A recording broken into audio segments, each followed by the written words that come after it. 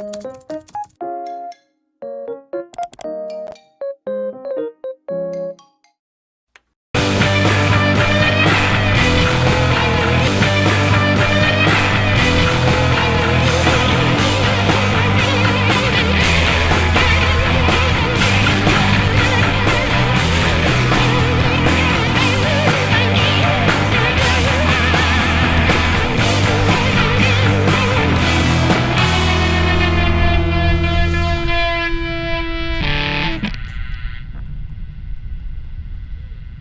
you.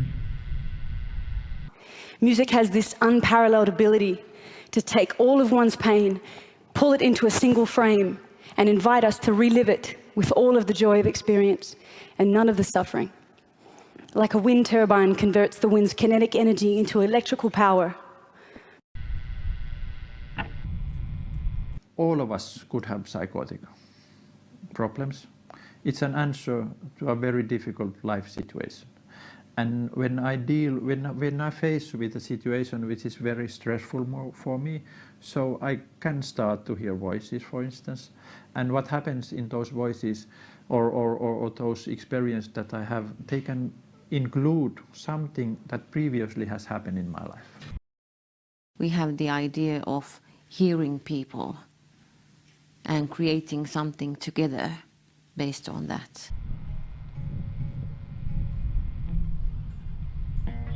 Very important that we believe, I believe in that the situation can change. This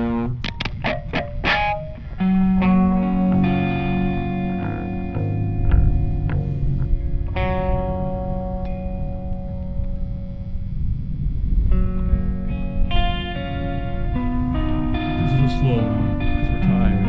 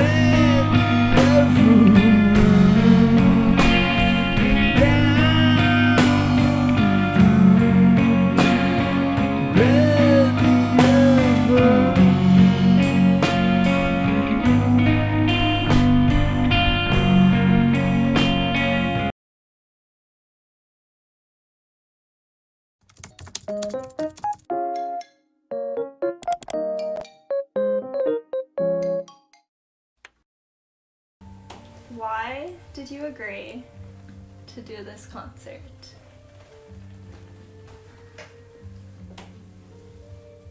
It seemed like it'd be fun, and then obviously it was.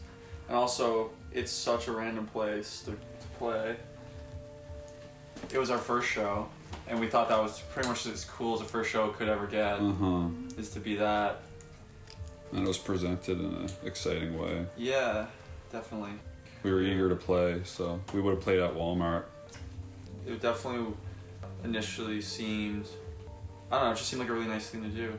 Like it seemed like, like the way you presented it as well, like, you know, it was obviously for someone who's going through a pretty tough time, and based off of our own temperaments and our own separate levels of neuroticism, we fully understand, you know, what that means going through a bad time, you know what I mean? So you empathize with that, and you want to, if you've been through situations yourself that are hard mentally, you empathize with someone who is struggling with something either just as bad or worse. Like, you get it, and of course you're going to try to help ease that pain on somebody if you can.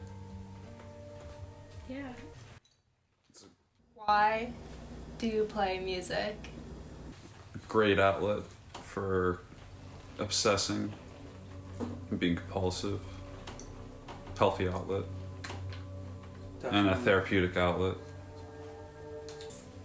It's a way to express yourself, do you think?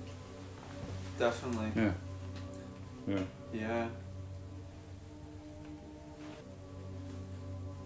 I definitely feel like most people who are into that sort of stuff are definitely in some capacity, like they have something. You know what I mean? Like, Oh yeah. like I feel like it's what attracts you to it. Although when you get into, like, we were really pretty young when we got into it, so that wasn't what it. We weren't. You're obviously not aware of that at first when you're doing it as like a lesson thing. You know what I mean? Because when you're doing these lessons, you're not like, this will be a great outlet for me when I'm like a neurotic adult. Yeah. Yeah. Sure. You're just there for some reason, and then you're just taking lessons. Yeah. I mean, I can imagine not having it. Yeah. Yeah. It's just like always have had it around. Even before I played, it was like around. Like my friends and their cousins would play. It's so weird because it like, with stuff like that, it's like there's like you have to put in so many years before you can even have it be an outlet. Do you know what I mean? Yeah. It's You like have it's to learn it first. exactly. So it's not like it's instantly therapy. In fact, at the beginning, it's probably the opposite. Homework. It angers you if you. It's It's infuriating sometimes, which is the opposite of what you want from something. If you're trying to deal with things in a healthy way, but like it, yeah, you just. I don't know. I guess the people who do use it for that are just lucky enough to at some point been able to get that time beforehand out of the way. But there is also a therapeutic side to learning something. Yeah. Because it's repetition. Yeah, like that's what I do is the therapeutic parts of leisure. Yeah. So that's why this concert was like so exciting. It was like the biggest leisure session to like do with Sebastian. Do you think it had a positive impact overall? Yeah, I think it did, definitely. Not only for like him, but also for his family. Just to like know that there are people like willing to do stuff like that for him, and for like also everyone else at the hospital who was around.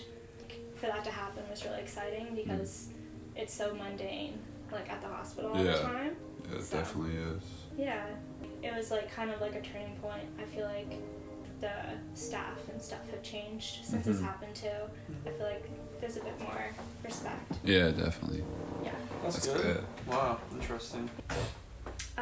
Okay. So, who are you guys? Play the guitar. John. Hello. Good thing you raised your hand. Just to make sure. This is Johnny Crank. Uh-huh. He plays guitar, but he does a lot of other things. Mm-hmm. And then I'm Movements. Tim, and I play guitar and sing. And a lot of other things. Mm-hmm. And then Bug's in the room, but he's a silent, mysterious one, so he doesn't say much. Yeah. You might hear his drums every now and then. Yeah. That's about it. Yeah. Oh, yeah. That means yes. Yeah. You see him right now, he looks like a cute, cuddly teddy bear. Mm-hmm. But you open up his shirt and you realize he's a porcupine. Yeah. Yeah. A cute, cuddly porcupine. Yeah. Just a goblin Mm-hmm. in the darkness.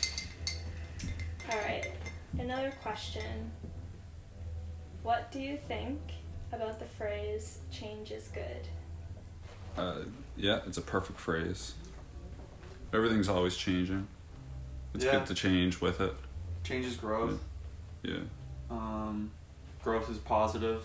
Imagine if those trees didn't change, they wouldn't be growing. Mm-hmm. They'd just be staying there the same way. That'd be weird. Yeah. Super weird. Yeah. And if you apply it to unnatural almost. It's against nature's wishes to not change. Yeah.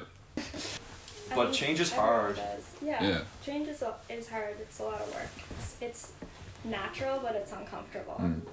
Growing pains. Growing hurts. It's painful. It does. It's painful. I would imagine the trees are in a bit of pain. They'd probably say if they they're could. Man. so slowly growing. Yeah, they're getting Bark so falling off. indefinitely getting larger. Like it's like just stop. Like, can you imagine if you just kept Stretching growing? forever. Like, yeah. Yeah. Imagine if you were like your like 12-year-old self right now. It'd be kind of fucked. Like beliefs would be highly outdated, and the way you feel about other people would be inaccurate. Yeah. So you change is just, it has to happen. Yeah. For sure. And like, I find with change, a big one is perception, because like you're just always being exposed to new parts and experiences of life. So like, as you change, you're actually gaining, like always. Yeah.